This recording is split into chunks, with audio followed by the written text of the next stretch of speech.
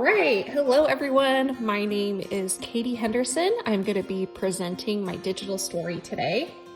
And just a little bit about me. I was born in Chandler, Arizona, and I lived in a city that's nearby called Mesa, Arizona, just outside of Phoenix until I was 8 years old.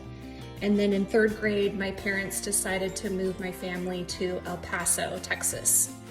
And I lived there until I was 17. So that's kind of where I say I'm from, even though I spent a year, my senior year of high school in Lexington, Kentucky, which was very different than El Paso. Then I moved to Utah and attended school at BYU in Provo. And then after that, I was married and my husband and I decided to move here to Houston, Texas. A couple years ago though, we did a stint too in Midland, Texas. And then now we're back in Houston and we love it. This is our home. My summers as a child, I spent in northern Arizona at a ranch that my family owns there. And then I also spent a lot of time at my favorite place in the whole world, and it's a little town called Swansboro, North Carolina. And it's on just the most southern part of the Outer Banks in North Carolina. It's my favorite place to go with my kids and with all of my extended family on my dad's side of the family. I have siblings in California, Utah, it'll show up for us, Georgia, and I also have a sibling in North Carolina. So my family is all over the country, and as you can tell, I was raised all over the country. My family is a bilingual household, meaning we speak American English and British English. And I am a member of the Church of Jesus Christ of Latter-day Saints. And I was married in a temple that you might recognize in Utah. This temple is probably the most famous, well-known from my religion, but there's actually over 200 of them all over the world, and one of them's here in Houston. I took some pictures in here of some healthy food because we are health conscious.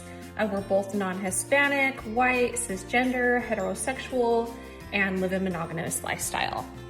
I have pretty mostly conservative political views, and we highly value education, service, and especially our family.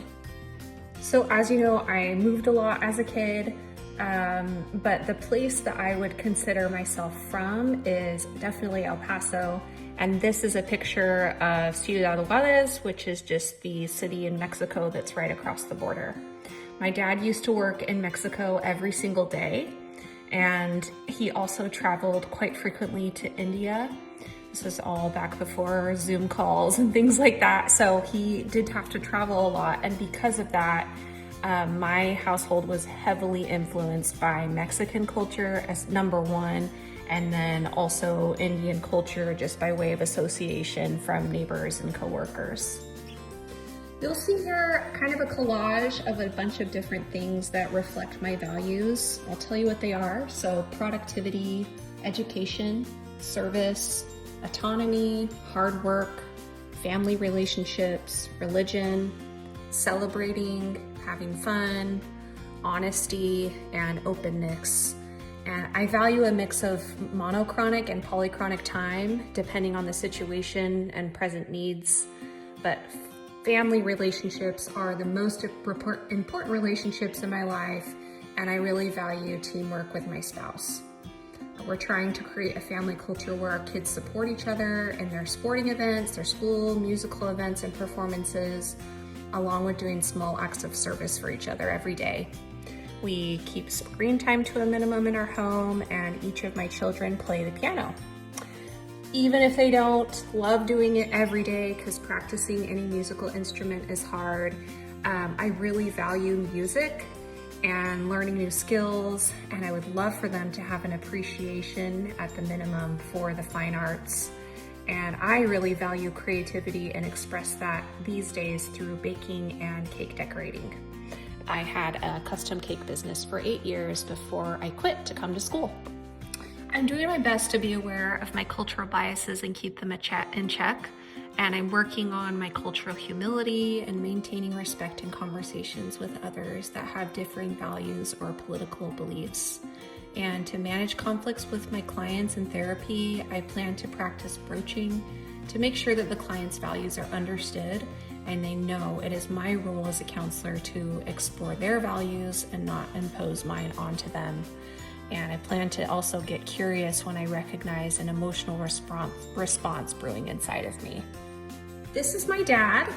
He is of Italian and American Southern heritage, and his grandfather immigrated to the US from Italy and moved to New Jersey to escape involvement in the Italian mafia, which actually later soon found him. My mom is from Southern Arizona, and her ancestors, this is my grandfather, both my grandfathers were in the military. They were Mormon pioneers who were forced from their homes and traveled across the country by handcart and covered wagon to escape persecution and for religious freedom. Okay, so I'm gonna decorate a cake just for fun while I tell you a story, because I don't really have pictures of this story. And a couple of the questions were, what would you do if, or how would your parents react if you brought home someone from a different ethnic group than you for Thanksgiving, or if you married a member of a different cultural group, how would your parents respond? This actually happened to me. I don't think I mentioned this earlier, but my husband is from Manchester, England. So he came home with me for Thanksgiving and met my family, and my mother was very nervous about me marrying someone from a different country. And when we all took a trip after we got married to England to visit his parents, and my mom was asking questions while we were there, like, so do they have hospitals here, or do they celebrate birthdays in England? So she had a lot to learn, and my brother also ended up marrying someone from Korea. So all of us, especially my mom, have had to widen our understanding of various ethnic groups and cultures. And the cake's all done. So now I get to talk about my very most prized possession, which is my children, and of course my husband. I have an 11-year-old, an 8-year-old boy, and a 4-year-old girl, and I love them very much. My husband and I carry on many of the traditions we were raised with from our families and still prioritize spending vacations visiting our extended families, even though they all live very far away. We take really long car rides to see them or fly. And when we do gather with them, we do it for sure around food. We like to play games together, and we study scriptures together if they are religious. We attend church, and also just within our family, we make a very conscious effort to prioritize spending time as a family unit as much as possible. You can see here, this is my son scoring a goal, and my other son, like, super hyped for him. And my daughter was there too, but she's not in the video. And we also have English crackers at our dinner table on Christmas as just an example of incorporating different traditions and heritage from both sides of our family. All right, yep, I know. You're like, why another cake video? But I promise it's related. So if you look at a few of my personal identities, you may relate to some of them and others you may not. So I'm a white female in her 30s, for example, who was married young, and I had my first child at the age of 24. So for me, being white is privileged, being female and married is privileged, having children younger than the normal person I see as both privileged and marginalized. And I'm also both for being Christian and someone who does not drink alcohol. And intersectionality is a part of all our lives and can be confusing, heartbreaking, or a way to view yourself as a unique person with a story full of unique strengths. Now, separately, when you see ingredients for a cake, for example, you may like some of the parts more than others, like the butter versus the flour versus the frosting versus the filling versus the cake. See what I did there? But all together, they create a unique and wonderful piece of art, like this one. Thanks for watching, and I hope you enjoyed it.